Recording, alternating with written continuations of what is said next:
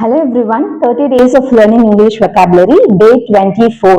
So, இன்னைக்கு நம்ம பார்க்கக்கூடிய 3 basic and advanced English words. First word, agree. Agreeனா ஒரு விஷயத்தை நம்ம ஏத்துக்கிறது, அக்செப்ட் பண்ணிக்கிறது எல்லாமே நம்ம agree சொல்லுவோம். So, இந்த வேர்டை நம்ம advanced Englishல எந்த ஒரு வார்த்தையினால ரீப்ளேஸ் பண்ணலாம்? Concur.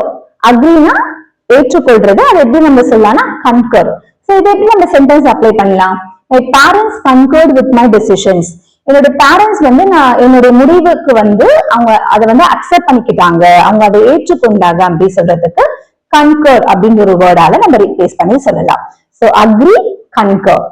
டிஸ்அக்ரினா ஒரு விஷயத்தை நம்ம ஏற்றுக்கொள்ளாதது, நிராகரிக்கிறது, அதெல்லாமே நம்ம டிஸ்அக்ரி சொல்லுவோம்.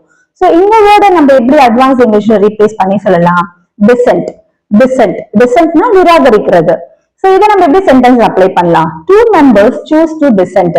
ரெண்டு பேரும் நாங்க சொன்ன விஷயத்த நிராகரிச்சுட்டாங்க, அவங்க அக்செப்ட் பண்ணல அப்படின்னு சொல்றத நம்ம டிசென்ட் அப்படின்ற ஒரு வேர்டால ரீப்ளேஸ் பண்ணி சொல்லலாம்.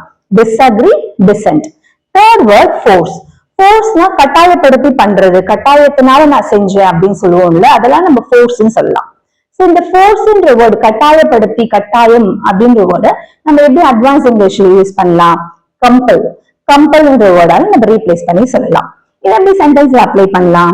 Hunger compel the bye to heat. அவனுடைய பசி நிமித்தமா அந்த பையன் சாப்பிட்டுட்டான், அந்த பசி தான் அவனை சாப்பிட வச்சுச்சு அப்படின்னு சொல்றோம் இல்லையா?